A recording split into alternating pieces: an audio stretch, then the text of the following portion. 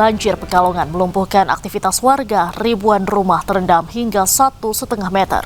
Sementara itu di Kendal, Jawa Tengah, banjir semakin meluas dengan ketinggian mencapai 1 meter.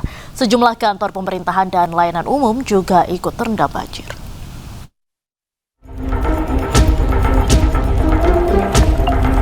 Banjir besar melanda wilayah kota dan Kabupaten Pekalongan, Jawa Tengah. Ribuan rumah warga terendam air dengan ketinggian bervariasi dan aktivitas masyarakat lumpuh total.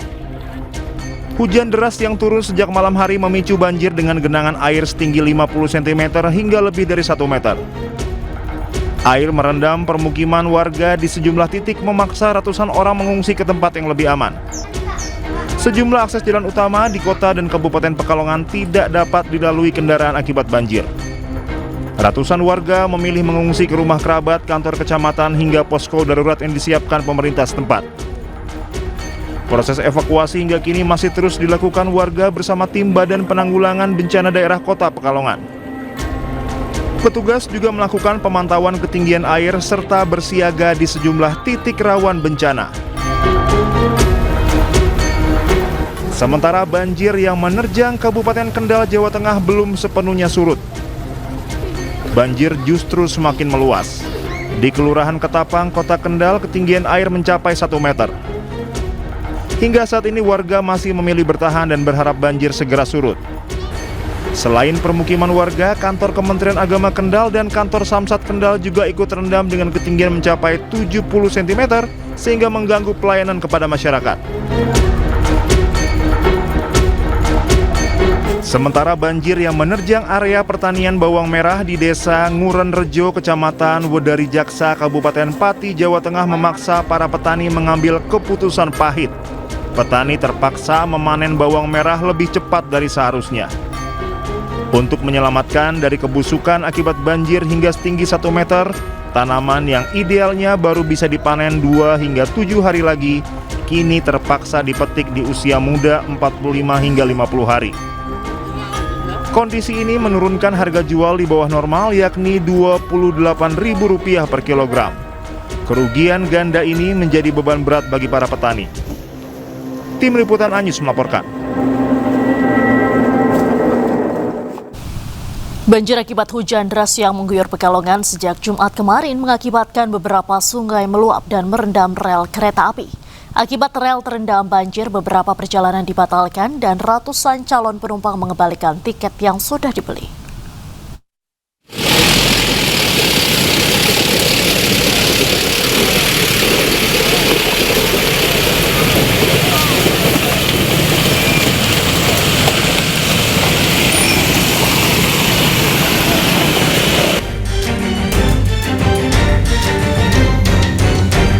Banjir akibat hujan deras yang mengguyur Pekalongan sejak Jumat kemarin mengakibatkan beberapa sungai meluap dan merendam rel. Akibat rel kereta jalur Pekalongan Seragi terendam banjir, PT KAI Daop 4 Semarang menutup sementara jalur tersebut sebagai langkah pengamanan dan keselamatan perjalanan kereta api. KAI Daop 4 juga melakukan perubahan pola operasi dengan mengalihkan rute sejumlah kereta api melalui lintas memutar.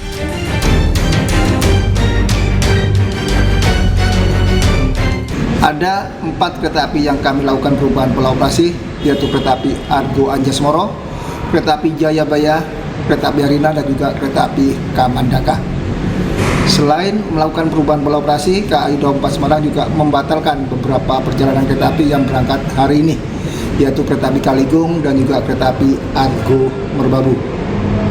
PT KAI Daop 4 Semarang memohon maaf kepada masyarakat, khususnya pelanggan kereta api, akibat ketidaknyamanan tersebut. Dan juga dampak dari perubahan pola operasi pasti menimbulkan waktu tempuh yang lebih lama dan imbasnya adalah keterlambatan kedatangan di stasiun tujuan. Bukan hanya rel yang terendam, stasiun Pekalongan juga terendam banjir akibat hujan deras sejak Jumat kemarin. Karena penutupan sementara rel kereta jalur Pekalongan Seragi, puluhan calon penumpang jurusan Semarang di stasiun Pekalongan mengembalikan tiket. Antrian loket pengembalian dipadati para calon penumpang yang ingin membatalkan keberangkatan. Kebanyakan dari mereka beralih ke moda transportasi lain. Sementara PT KAI Daob 4 Semarang masih melakukan upaya agar perjalanan kereta api kembali normal.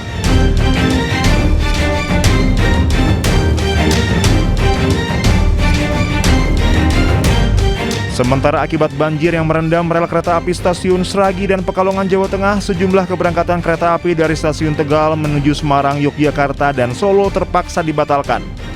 Antrean panjang terjadi di loket tiket stasiun Tegal.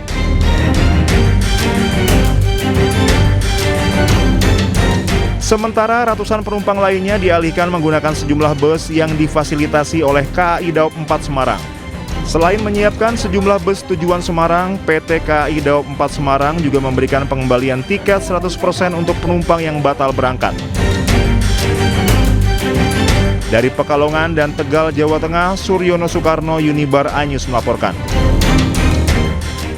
Dan untuk mengetahui informasi terkini, kita langsung bergabung dengan rekan Suryono Soekarno yang berada di Pekalongan, Jawa Tengah. Selamat sore Suryono, sejauh ini seperti apa kondisi banjir di sana? Baik, dapat kami laporkan Diandra bahwa banjir di Kota Pekalongan dan Kabupaten Pekalongan hingga kini belum menunjukkan surut. Di beberapa lokasi masih cukup tinggi, ketinggian antara 50 cm hingga 1 meter. Saya berada di kawasan rel kereta api, tepatnya di sebelah barat stasiun Pekalongan. Ini kondisinya masih terendam. Bisa saya gambarkan dengan kondisi saat ini. Ini adalah kondisi rel kereta api. Saat ini ada puluhan pekerja yang sedang mengupayakan agar ini bisa kembali normal. Saat ini yang bisa digunakan hanya jalur hulu. Jalur hulu adalah jalur Jakarta Semarang, sisi selatan. Sedang jalur hilir, yaitu jalur utara, yaitu sisi utara.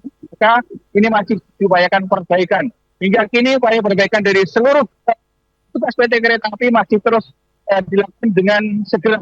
Mereka menggunakan berbagai sudah ada juga kecil untuk mengamankan rel ini. Yang bisa digunakan adalah sekitar 14 cm agar bisa dilalui oleh kereta api yang melintas. Itu masih dialihkan perjalanannya, namun beberapa kereta juga sudah mau melintas dengan kecepatan sekitar 5 km per jam saja. Demikian Diandra. Baik, Suryono, sementara itu saat ini kan rel masih terendam, kemudian juga berbagai petugas terus melakukan upaya untuk terkait dengan rel yang terendam. Sementara itu dari pemerintah daerah sendiri, apakah sudah ada upaya untuk penanganan banjir di sana? Oke, sampai saat ini untuk banjir yang skala di pemerintah daerah di ketinggian masih cukup tinggi. Mereka masih mengungsi di berbagai lokasi, seperti di beberapa ini ketinggian air masih semeter atau tinggi. Mereka mengungsi di kelurahan dan juga di masjid, musuh dan sebagainya. Rata-rata ketinggian air ini masih belum surut. Mereka akan terus menjadi banjir karena mereka mendung dan rintik hujan masih terus membasahi di lokasi daerah saya di daerah Pekalongan ini. Ya, Baik, terima kasih Suryono Soekarno melaporkan langsung dari Pekalongan. Terima kasih, selamat sore dan selamat kembali bertugas. Pemirsa, sebuah pesawat jenis ATR 42500 dilaporkan hilang kontak pada Sabtu 17 Januari 2026 sekitar pukul 13.17 waktu Indonesia Tengah. Informasi tersebut diterima dari Kristanto, General Manager Airnav Makassar.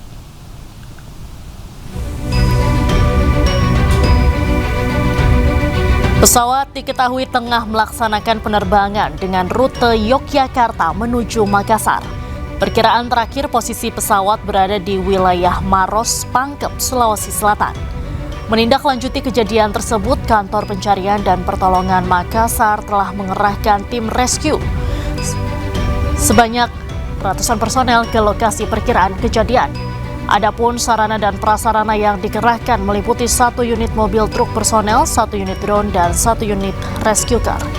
Upaya pencarian dan koordinasi dengan instansi terkait masih terus dilakukan untuk memperoleh informasi lebih lanjut mengenai keberadaan pesawat dan seluruh penumpang.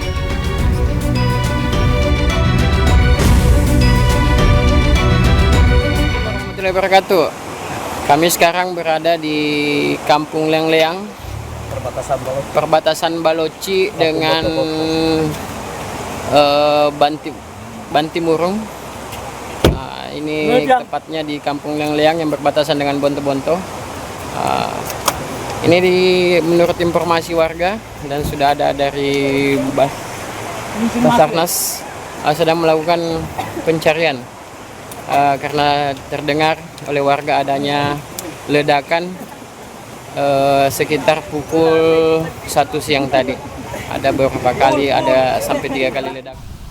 Pemirsa, kita beralih ke informasi selanjutnya. Libur panjang Isra Mi'raj Nabi Muhammad SAW, KAI Daob 6 Yogyakarta mengoperasikan 4 kereta api tambahan. Kereta tambahan yang dioperasikan terdiri dari KA ekonomi hingga eksekutif.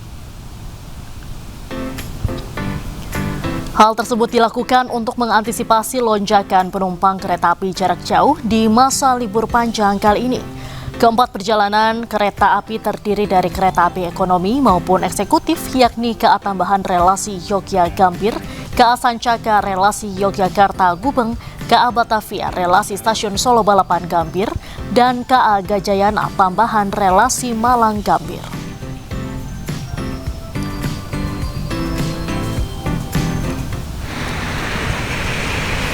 Sementara lalu lintas di jalur Gadok menuju Puncak Bogor padat akibat libur panjang Isra Mi'raj. Tercatat lebih dari 2.800 kendaraan melintas ke arah Puncak Bogor. Sistem ganjil genap dan one way diterapkan untuk mengurai kemacetan. Penerapan rekayasa lalu lintas ini bersifat situasional. Jadwal one way Puncak hari ini adalah arah Puncak pukul 8 hingga 12.30 waktu Indonesia Barat, arah Jakarta pukul 12.30 hingga 15.00 waktu Indonesia Barat. Petugas kepolisian pun disiagakan di lokasi untuk mengatur lalu lintas dan memastikan kendaraan tetap dapat melintas dengan aman dan tertib.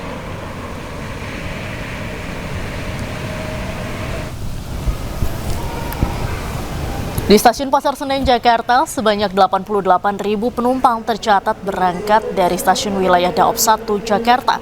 Terjadi lonjakan penumpang pada libur panjang ini. Kereta api masih menjadi moda transportasi favorit pilihan masyarakat. Stasiun Pasar Senen mengalami lonjakan penumpang dari hari biasa di masa libur panjang ini. Destinasi favorit para penumpang yakni Jogja, Semarang, Purwokerto, dan Surabaya.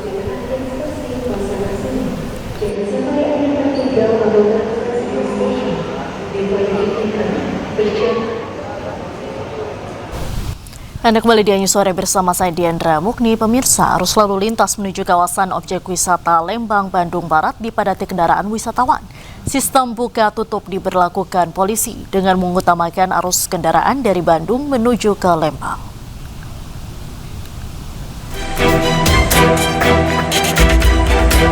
Seperti inilah kondisi kepadatan arus lalu lintas kendaraan wisatawan dari kota Bandung menuju jalur utama wisata Bandung Lembang di hari kedua libur panjang perayaan Isra Mi'raj.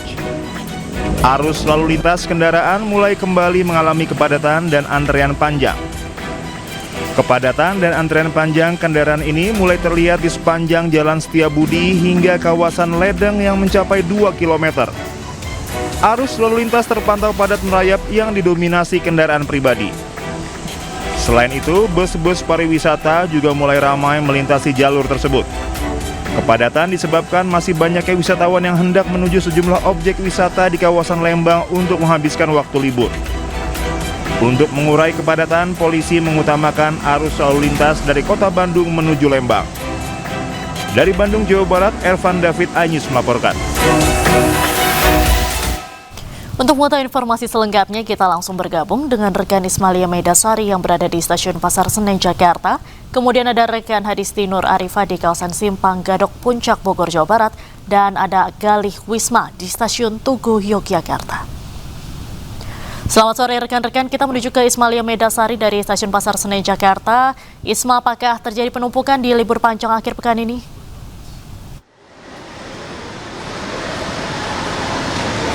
Ya, selamat sore Diandra dan juga pemirsa. Memang ternyata moda transportasi kereta api ini masih menjadi favorit bagi para pilihan warga. Dan saat ini saya berada di Stasiun Pasar Senen. Kalau ditanya apakah ada penumpang di Stasiun Pasar Senen, saat ini Stasiun Pasar Senen untuk jalur penumpang masih terbilang aman dan tidak terjadi penumpukan. Dan saya akan mengajak Diandra dan juga pemirsa untuk melihat bagaimana situasi di Stasiun Pasar Senen. Saat ini memang berdasarkan data Diandra terjadi lonjakan penumpang pada saat masa libur panjang ini, dan ada total sekitar 88.000 orang yang naik dari Stasiun Daob 1 Jakarta.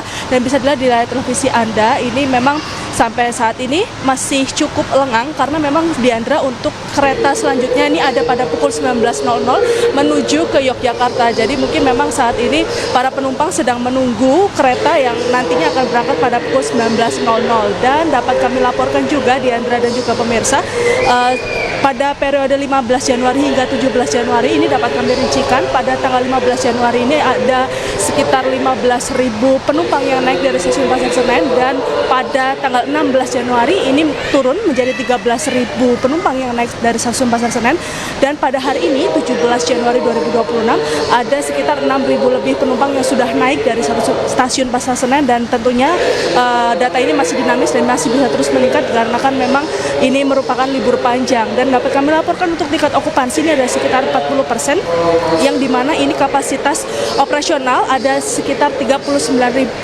ketersediaan tempat duduk dan ada 77 keberangkatan kereta api perharinya, dan dirincikan 68 kereta api reguler dan 9 kereta api tambahan. Dan Diandra himbau bagi para penumpang kereta api ini untuk tetap berhati-hati, tidak lupa dengan barang bawaannya agar tidak tertinggal di stasiun dan juga di kereta api, dan dihimbau untuk para penumpang untuk datang terlebih dahulu sebelum jam keberangkatan kereta. Kembali ke Anda, Diandra. Laporan Anda langsung dari stasiun Pasar Senen. Dari Senen kita beralih ke kawasan Simpang Gadok, Puncak Bogor. Di sana ada Hadisti. Hadisti, bagaimana kondisi arus lalu lintas di Gadok sore ini?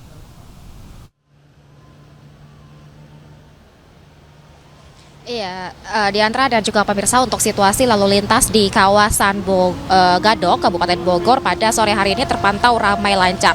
Namun pada saat ini tengah diterapkan sistem rekayasa lalu lintas one way atau satu arah dari arah Puncak menuju ke arah Jakarta. Karena pada sore ini peningkatan kendaraan ini yang terjadi justru dari arah Puncak ke arah Jakarta. Tampaknya pada Sabtu sore ini masyarakat yang sudah melakukan perjalanan liburan mereka pada hari Jumat dan juga Sabtu pagi tadi ternyata ini sudah mulai kembali menuju ke arah Jakarta, karena kalau kami pantau untuk mayoritas kendaraan yang turun dari arah Puncak menuju Jakarta ini didominasi oleh kendaraan pribadi dengan plat B, artinya ini merupakan kendaraan berasal dari wilayah Jakarta dan juga sekitarnya.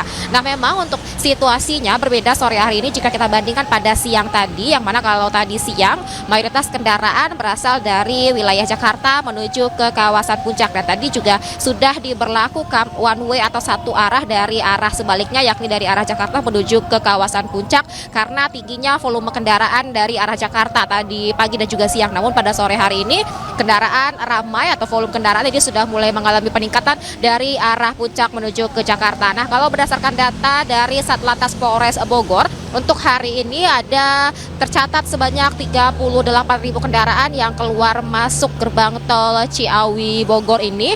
Kalau pagi tadi didominasi oleh kendaraan dari Jakarta, namun sore ini ramai dari kawasan Puncak menuju Jakarta. Nah, kalau kita lihat juga di belakang saya, situasi lalu lintas memang ini terlihat kendaraan cukup melaju secara pelan dari arah Puncak menuju Jakarta ini, karena melihat kondisi jalan yang memang ini terlihat turunan, kemudian juga kondisi jalan yang basah lantaran hujan yang mengguyur kawasan ini sejak dari siang hingga sore hari ini. Dan kemudian juga untuk mengurai kemacetan atau mengantisipasi kepadatan, sistem rekayasa lalu lintas ini tidak hanya one way saja, namun juga diberlakukan ganjil genap yang rencananya ini akan full diberlakukan selama 3 hari sejak dari hari Jumat kemarin hingga hari Minggu 18 Januari besok. Namun ini sifatnya memang bergantian dengan one way, yang mana jika one way tengah diberlakukan artinya ganjil genap ini berhenti diberlakukan. Namun nanti jika kondisi lalu lintas ini sudah mulai normal dari kedua arah, barulah akan diberlakukan ganjil genap ini. Nah, ini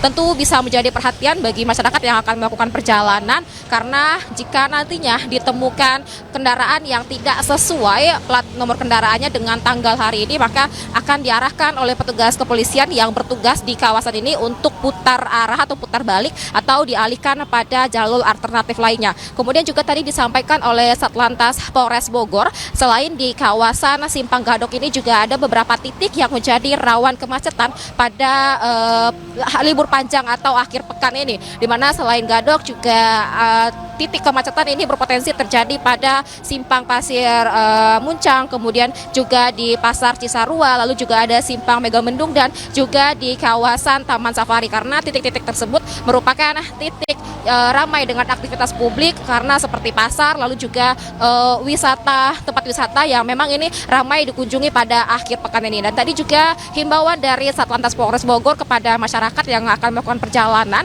ini yang pasti adalah untuk memastikan plat nomor kendaraan sesuai dengan tanggal keberangkatan, kemudian juga senantiasa untuk update informasi terkait sistem rekayasa lalu lintas one way yang dapat dimanfaatkan agar tidak terjebak dalam kemacetan. Demikian, Diandra. Baik, terima kasih Hadisti atas laporan Anda langsung dari kawasan Simpang Gadok. Dari Puncak Bogor kita beralih ke Yogyakarta. Di sana ada Galih Wisma.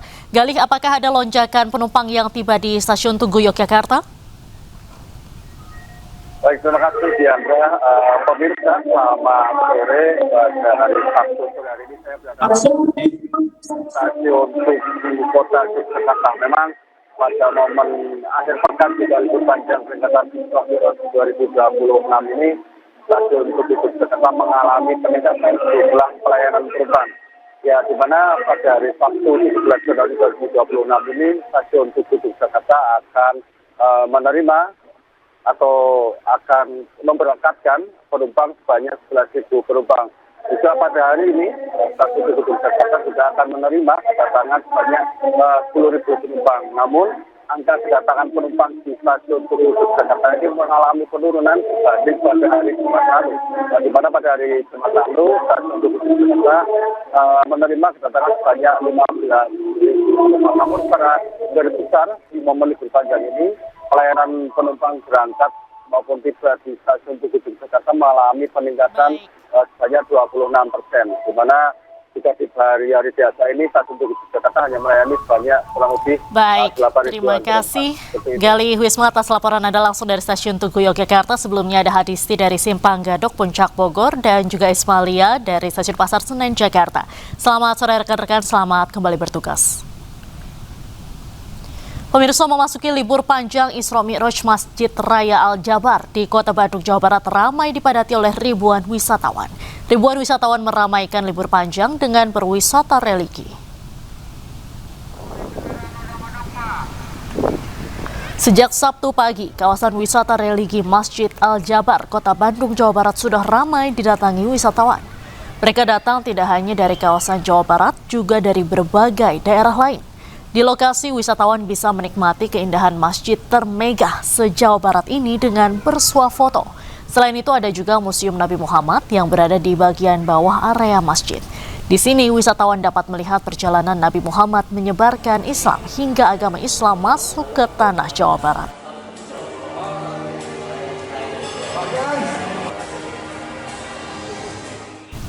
Untuk mengetahui informasi terkini, kita langsung bergabung dengan rekan Ervan David yang berada di kawasan Masjid Al-Jabar, Bandung, Jawa Barat. Selamat sore Ervan, seperti apa suasana pengunjung menikmati wisata libur panjang akhir pekan di sana?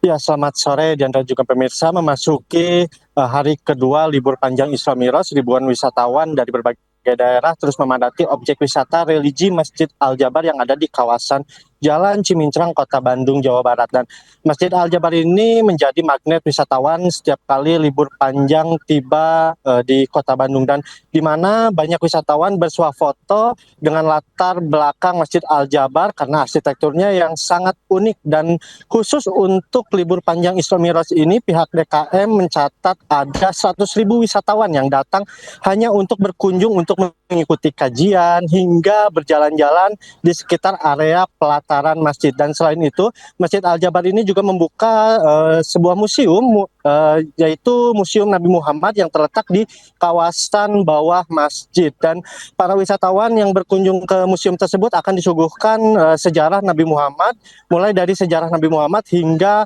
sejarah perjalanan Islam yang ada di Jawa Barat. Dan dari seluruh wisatawan yang datang untuk berkunjung ke Masjid Al-Jabar ini, pada sepanjang tahun 2025 kemarin, DKM Masjid Al-Jabar mencatat ada 5 juta kunjungan wisatawan wisatawan yang berkunjung ke Masjid Al-Jabar, dan mayoritas wisatawan yang berkunjung ke Kota Bandung ini sendiri berasal dari luar Kota Bandung, yaitu berasal dari luar Indonesia, dan juga ada wisatawan internasional seperti dari negara Malaysia, dan diprediksi untuk kepadatan wisatawan ini akan terus berlangsung hingga hari Minggu mendatang, mengingat hari Senin masyarakat sudah kembali beraktivitas. Demikian, Diandra. Baik, terima kasih Arfan David atas laporan Anda langsung dari Masjid Al-Jabar, Bandung. Selamat sore, selamat kembali bertugas.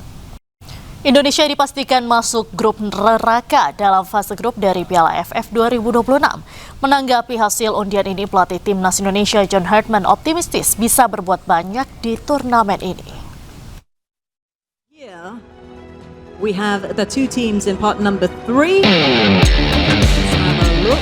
Indonesia dipastikan masuk grup neraka dalam Piala AFF 2026 usai tergabung di grup A bersama Vietnam, Singapura, Kamboja serta pemenang playoff antara Brunei Darussalam melawan Timor Leste dalam undian yang digelar di MNC Studios Kebonjeruk, Jakarta pada Kamis sore.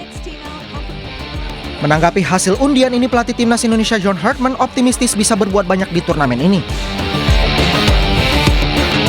I expect this tournament to be a test, and I think a test that Indonesia are ready for. They came off the back of a tough World Cup qualification, and I think they want to show what they can do in this tournament. They came a long way in Asia, but they still haven't taken that step of a tournament. So, my mission's very clear. Can we go and win this competition? That's I think the goal of every coach. Ya, tentunya bukan grup yang mudah, tapi kita pasti selalu berjuang untuk memberikan yang terbaik untuk Indonesia.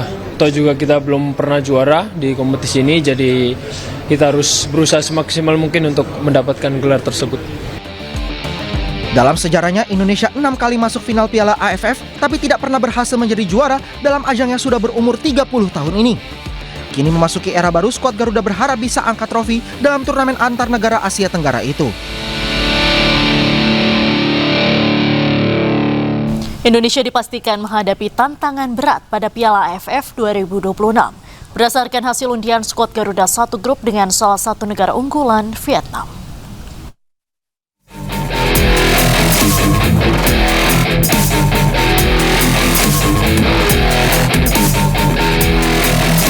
Undian Piala AFF 2026 digelar di MNC Studios Kebonjeruk, Jakarta pada Kamis sore. Dari hasil undian ini, Indonesia yang masuk dalam pot 3 berada di grup A. Di grup ini, Indonesia tergabung bersama Vietnam, Singapura, Kamboja, serta pemenang playoff antara Brunei Darussalam melawan Timor Leste. Komposisi ini membuat grup A terbilang grup neraka karena diisi tim kuat di Asia Tenggara hingga tim berpengalaman di turnamen regional. Sedangkan grup B dihuni Thailand, Malaysia, Filipina, Myanmar, dan Laos.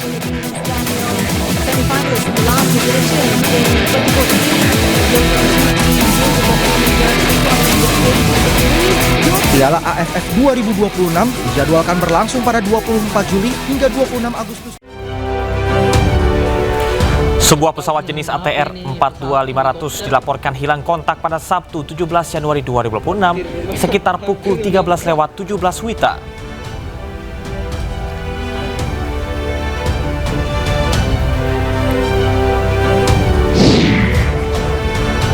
Serangan udara Israel kembali menghantam Gaza, Palestina. Sedikitnya 7 warga sipil dilaporkan tewas.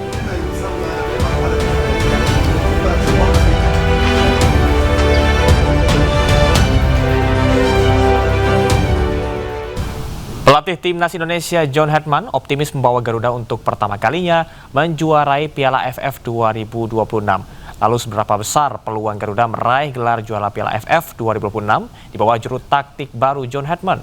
Kita akan membahasnya bersama dengan pengamat olahraga Bung Roni Pangemanan atau Bung Ropan.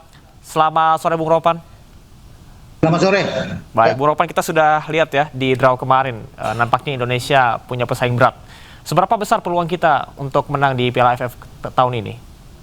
Kalau bicara peluang, ya Camar, saya pikir terbuka buat kita untuk bisa meraih hasil yang optimal atau maksimal di Piala AFF. Karena kita berada memang di grup A yang memungkinkan kita untuk bisa mengatasi lawan-lawan ya. Tanpa menganggap enteng, karena di sana juga ada juara bertahan Vietnam. Tetapi melihat dari ada Singapura di sana, Kamboja, dan kita harus berhadapan dengan pemenang antara Brunei Darussalam bersama dengan Timur Leste, saya yakin kita bisa mendapatkan hasil yang bagus dengan jadwal yang menguntungkan juga buat kita. Karena start awal kita di 27 Juli itu menghadapi Kamboja. Kemudian kita akan menghadapi tanggal 31 dengan Brunei atau Timur Leste. Jadi 6 poin pertama saya rasa kita bisa dapatkan itu sebelum kita menjamu pertandingan big match. Ya, diuntungkan juga karena kita bermain di GBK melawan juara bertahan Vietnam. Sebelum kita lawan Singapura pada tanggal 7. Jadi saya rasa kalau dikatakan apakah kita bisa, saya rasa bisa juga. Untuk apalagi kalau kita bermain dengan full team, walaupun itu memang tidak mungkin karena ini kan bukan dalam agenda FIFA, tetapi dengan materi yang ada saat ini, dengan pemain-pemain yang ada di Liga Super, tambah yang ada bermain di Liga Thailand, Sandy Walsh, Sain Patinama yang ada di sana, saya tetap yakin, optimis bahwa tim asuhan John Herman bisa melakukan yang terbaik. Baik, Bu Ropan, kalau misalnya kita lihat secara spesifik, Kamboja bilang bahwasanya mereka ini akan mix antara pemain naturalisasi dengan lokal dan akan melakukan kedalaman tim. Menurut Anda, apakah Kamboja juga sebetulnya saat ini tidak bisa diremehkan?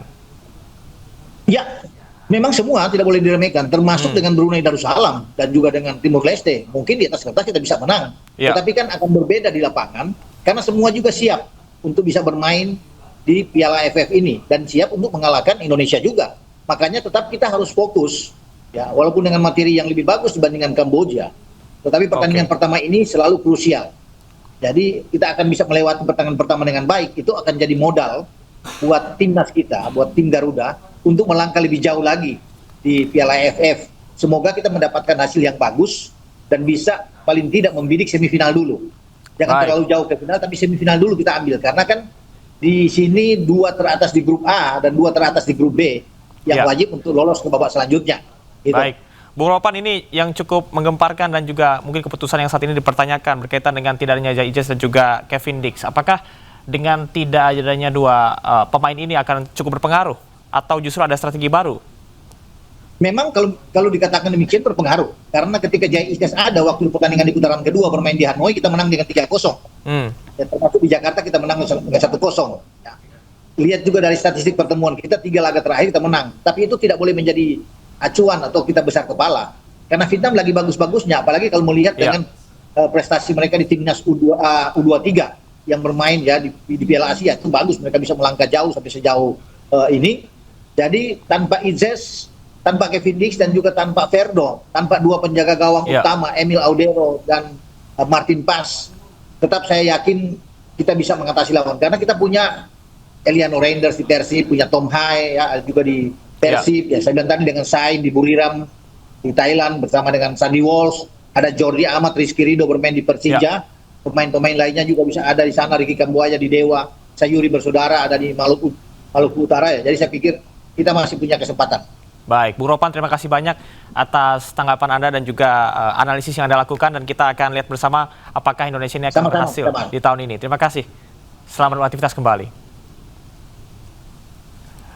Kita akan ke informasi lainnya, pemirsa. Arus lalu lintas menuju kawasan objek wisata Lembang, Bandung Barat dipadati kendaraan wisatawan. Sistem buka tutup diberlakukan polisi dengan mengutamakan arus kendaraan dari Bandung menuju Lembang.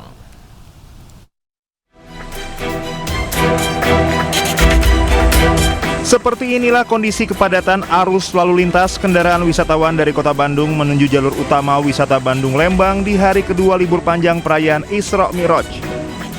Arus lalu lintas kendaraan mulai kembali mengalami kepadatan dan antrean panjang. Kepadatan dan antrean panjang kendaraan ini mulai terlihat di sepanjang Jalan Setiabudi hingga kawasan Ledeng yang mencapai 2 km. Arus lalu lintas terpantau padat merayap yang didominasi kendaraan pribadi. Selain itu, bus-bus pariwisata juga mulai ramai melintasi jalur tersebut. Kepadatan disebabkan masih banyaknya wisatawan yang hendak menuju sejumlah objek wisata di kawasan Lembang untuk menghabiskan waktu libur. Untuk mengurai kepadatan, polisi mengutamakan arus lalu lintas dari kota Bandung menuju Lembang. Dari Bandung, Jawa Barat, Ervan David Ainus melaporkan.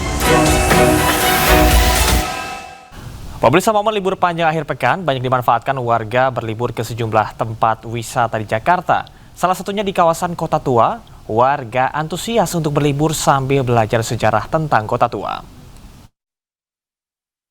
Ya pemirsa, inilah situasi terkini dari Kota Tua Jakarta, di mana saat ini antusias dari masyarakat atau pengunjung ini sudah mulai tampak ramai untuk mengunjungi Kota Tua Jakarta di momen libur panjang akhir pekan. Karena memang nampaknya Kota Tua Jakarta ini masih menjadi destinasi wisata favorit bagi masyarakat untuk menghabiskan waktu libur panjang akhir pekan bersama dengan keluarga dan juga kerabat terdekatnya.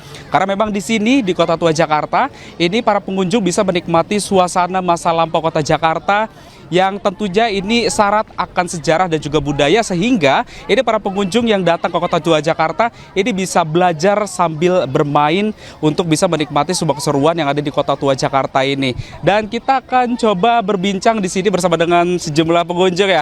Halo, dengan kakak siapa namanya kak? Pipi. Boleh lihat ke saya sini kak. Kak Mepi kak.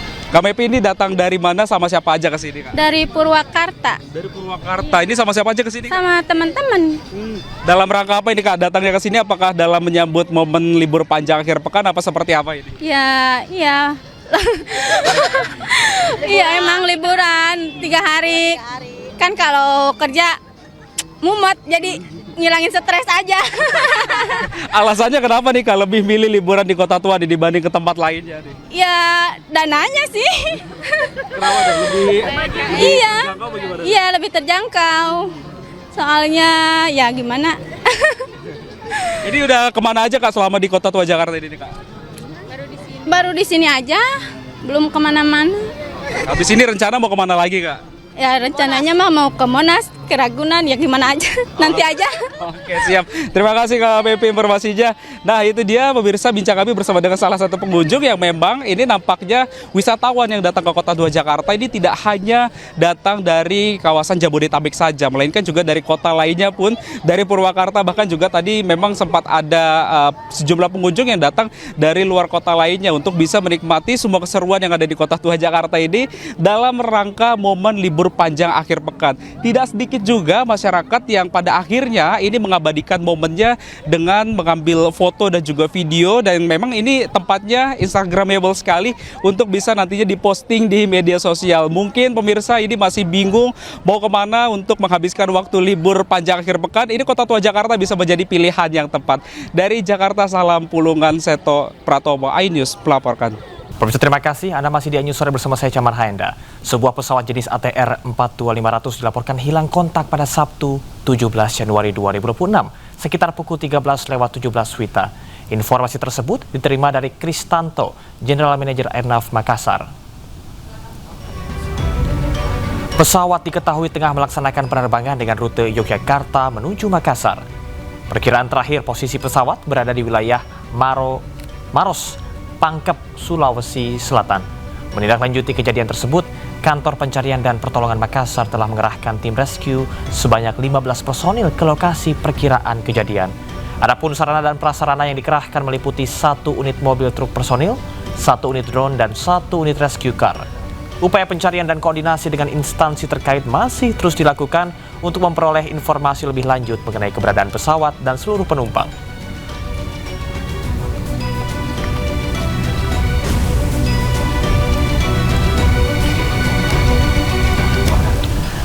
Selengkapnya kita akan langsung bergabung dengan Direktur Utama PT Indonesia Air Transport, Bapak Adi Triwibowo. Selamat sore Pak Adi. Selamat sore Pak. Baik, Pak Adi bisa dijelaskan sebetulnya kronologi kejadian dari pesawat hilang kontak tersebut seperti apa Pak? Tadi siang saya dapat kabar dari KNKT bahwa jam 12:15 saya dapat kabar dari Direktur KNKT bahwa mengatakan ada lost kontak pesawat kami ATR 42500 pihak Pak Kilo Tinggo Hotel Tinggo. Halo? Ya, pesawat dari Jogja terbang jam 8 tadi pagi, kemudian melakukan penerbangan ke arah Makassar, dan ditargetkan jam 11:23 itu pesawat landing di Makassar Airport. Namun sampai sekian lama dikabarkan lost kontak. Dari informasi yang kami terima, pesawat sudah di final dan kemudian mohon maaf, posisi mengarah ke bandara dan sempat diarahkan oleh pihak ATC untuk menuju titik landing ya. Namun kemudian dari komunikasi yang disampaikan terjadi lost contact dan ditunggu sekian lama tidak ada kabar berikutnya, dan akhirnya ya ATC menghubungkan KT dan segera menginformasikan ke pihak PT Indonesia Transport, dan kami langsung mensikapinya dan kita membuat crisis center di kantor kami di Halim, dan semuanya disiapkan semuanya keperluannya dan komunikasi dengan pihak Basarnas Makassar, Pak. Kita sedang menunjukkan kepada pemirsa ada sejumlah serpihan-serpihan yang ditemukan. Apakah dari serpihan atau temuan ini sudah ada informasi yang bisa atau sesuatu yang bisa digali, Pak? Ya, kami masih menunggu kepastiannya dari pihak Basarnas terkait dengan informasi yang beredar di lapangan. Namun semuanya kami serahkan ke pihak KNKT dan tim Basarnas nantinya. Kita akan memberikan laporan. Pak Adi, apakah ada laporan gangguan teknis atau cuaca buruk sebelum pesawat kehilangan kontak, Pak? Iya, berdasarkan informasi yang saya terima, di sana lagi mendung. Itu aja, Pak, yang bisa kami sampaikan. Berapa jumlah penumpang dan awak yang berada dalam pesawat, Pak? Iya, totalnya saya revisi bahwa yang disampaikannya adalah totalnya adalah hanya 10, terdiri dari 7 kru dan 3 penumpang, Pak. Baik. Pak Adi, kondisi pesawat berdasarkan catatan perawatan terakhir itu seperti apa, Pak? Apakah ada masalah atau tidak? Tidak ada kendala apa-apa, Pak. Semua tidak ada kendala apa-apa ya, Pak ya? Iya. Baik. Langkah darurat ke depan. Gimana, Pak? Langkah darurat ke depannya yang akan dilakukan, Pak? Koordinasi dengan Basarnas dan juga otoritas penerbangan seperti apa, Pak? Betul, Pak. Kami lakukan koordinasi dengan pihak Basarnas dan pihak KNKT. Saat ini kami sedang meluncurkan beberapa tim ke Makassar. Dari KNKT juga akan mengirimkan timnya. Terus Basarnas dari Makassar sudah menuju ke area yang di titik yang diduga titik terakhir pos kontaknya, Pak. Baik, Anda tadi menyebutkan bahwasannya PT Indonesia Air akan membuat crisis center. Bagaimana koordinasi untuk crisis center tersebut? Apakah bisa digunakan untuk keluarga penumpang atau masyarakat terkait dengan informasi terkini, Pak? Ya, intinya kami sudah siapkan dan kami dari tim kami sudah menghubungi pihak keluarga dan menginformasikan dan persiapan apabila diminta, kami dari tim PT Indonesia Transport siap untuk mengakomodasi. Baik, Pak Adi, apa langkah yang akan dilakukan dalam jangka pendek, terutama untuk bisa mempercepat proses pencarian pesawat, Pak? Ya, prinsip kami sudah mempersiapkan semuanya dari tim Basarnas. Jadi dapat informasi diberangkatkan dari helikopter satu menuju lokasi dan juga dari tim darat sudah menuju lokasi juga, Pak. Direktur Utama PT Indonesia Air Transport, Bapak Adi Triwibowo, terima kasih atas informasi yang Anda sampaikan dan kami berharap bahwa proses pencarian pesawat ini bisa segera dilakukan secepatnya. Selamat bertugas kembali.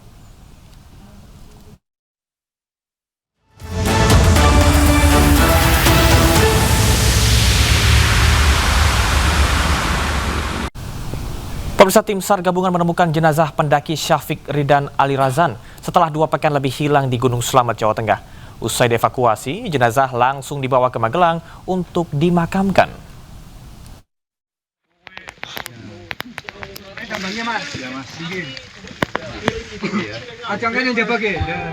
Proses evakuasi jenazah Syafiq Ridan Ali Razan berusia 18 tahun, pendaki yang hilang ditemukan meninggal dunia di puncak Gunung Slamet berlangsung dramatis. Titik penemuan jenazah berada di kawasan Watu Langgar, sebuah area di dekat puncak Gunung Slamet dengan ketinggian mencapai 3.150 meter di atas permukaan laut. Tim SAR gabungan bahu-membahu mengevakuasi pemuda asal Magelang dari kedalaman jurang 20 meter dengan medan yang terjal. Dalam proses evakuasi penurunan jenazah, tim SAR harus berhadapan dengan kemiringan lereng yang sangat curam, serta kondisi tanah dan batuan yang licin. Usai berhasil dievakuasi, jenazah Syafiq Ridan Ali Razan langsung dibawa ke Magelang untuk dimakamkan. Isak tangis keluarga, kerabat, hingga warga pun pecah saat jenazah Syafiq tiba di rumah duka di Kelurahan Keramat Utara, Kecamatan Magelang Utara, Kamis malam. Jenazah Syafiq pun langsung disolatkan di masjid setempat sebelum dimakamkan.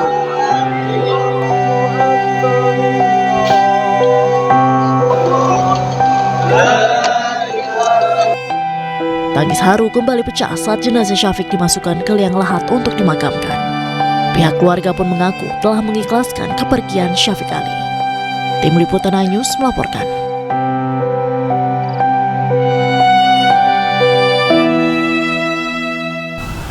Mantan Wakapolri Komjen Pol Purnawirawan Ugroseno menjadi saksi dalam sidang ijazah Presiden ke-7 Republik Indonesia Joko Widodo. Dalam sidang yang digelar di Pengadilan Negeri Surakarta, Ugroseno menyebut foto di ijazah Jokowi berbeda dengan wujud aslinya.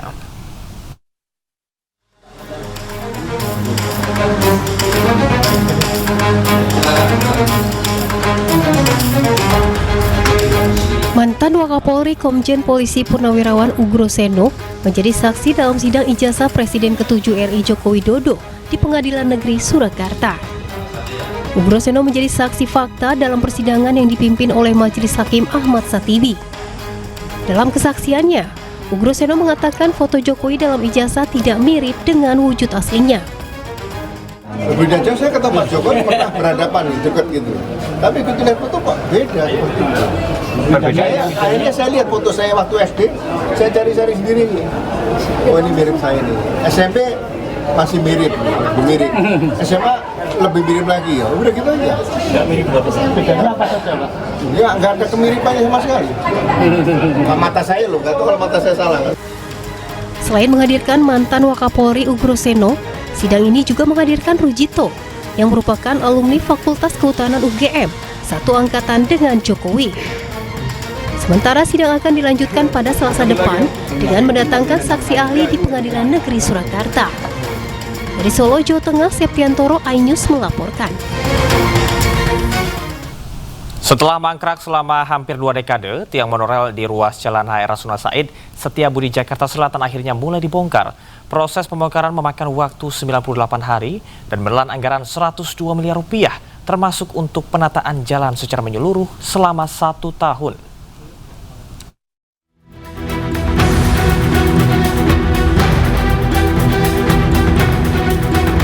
Pembongkaran perdana tiang monorel yang berada di ruas Jalan HR Rasuna Said Setiabudi, Jakarta Selatan dilakukan pada Rabu 14 Januari lalu. Pekerjaan pembongkaran dimulai pukul 22.30 waktu Indonesia Barat oleh petugas Dinas Bina Marga Provinsi DKI Jakarta. Untuk mendukung kelancaran proses, jalur lambat Jalan HR Rasuna Said ditutup sejak pukul 22 waktu Indonesia Barat. Tiang monorel pertama tercatat rampung dibongkar dalam waktu sekitar 30 menit. Secara keseluruhan terdapat 109 tiang monorel yang akan dibongkar di sepanjang Jalan HR Rasuna Said dan ditargetkan rampung pada bulan September mendatang. Pemprov DKI Jakarta menyediakan anggaran 254 juta rupiah untuk bongkar tiang monorel. Sehingga sekaligus saya ingin meluruskan bahwa yang 100 miliar itu bukan motongnya hanya 254 juta rupiah. Ada 109 tiang monorel sampai dengan ujung Jalan Rasuna Said, semuanya akan ditata rapi, dan saya meyakini ini akan membuat Jalan Rasuna Said menjadi jalan yang semakin baik dan mudah-mudahan kemacetan juga akan berkurang. Sementara 102 miliar rupiah dialokasikan untuk penataan jalan secara menyeluruh selama 1 tahun. Pembongkaran tiang monorel menjadi bagian dari upaya penataan ulang kawasan yang selama bertahun-tahun terbengkalai akibat mangkraknya proyek monorel. Dari Jakarta, Tim Liputan iNews melaporkan. Terima kasih Anda masih di iNews Sore bersama saya Camar Henda. Kita akan ke informasi dari dunia internasional. Serangan udara Israel kembali menghantam jalur Gaza. Sedikitnya 7 warga sipil tewas akibat serangan di Deir al-Balah, Gaza Tengah.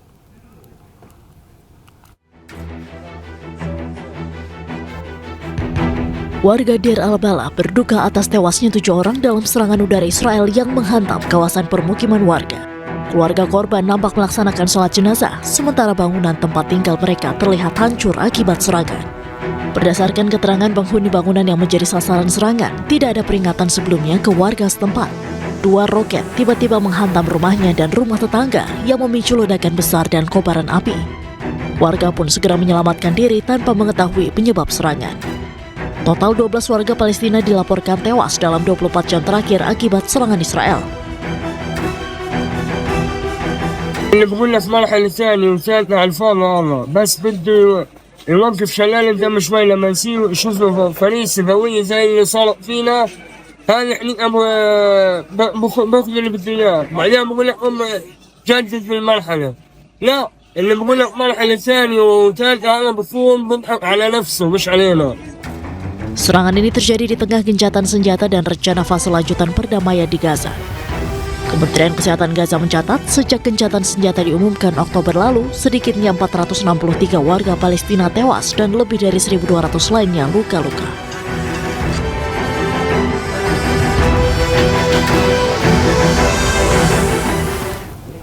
Seorang pemuda penyandang disabilitas menjadi korban kekerasan tentara Israel di tepi barat. Aksi tersebut memicu kecaman atas penggunaan kekuatan berlebihan terhadap warga sipil yang tidak berdaya.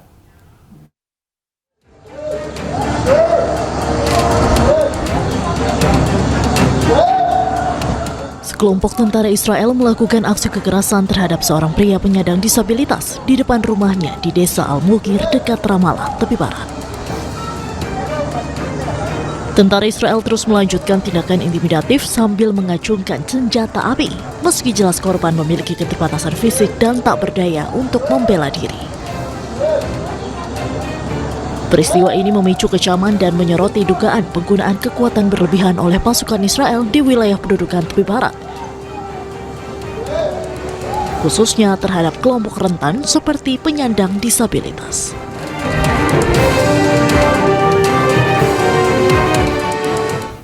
Demo anti-ICE, imigrasi dan bea cukai Amerika Serikat kembali memanas di Minneapolis, Sabtu waktu setempat.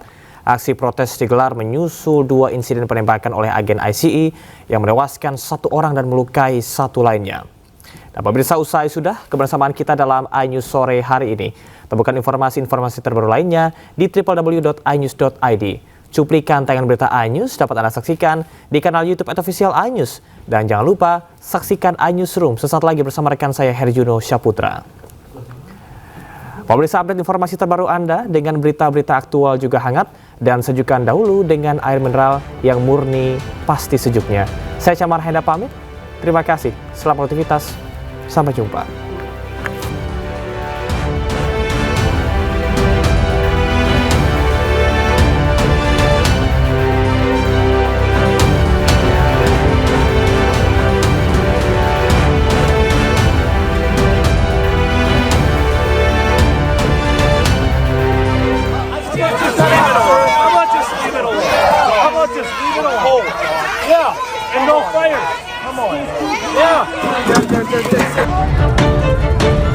Demo anti-ICE kembali memanas di Minneapolis setelah bentrokan antara demonstran dan agen federal terkait penembakan oleh agen imigrasi dan bea cukai ICE Amerika Serikat.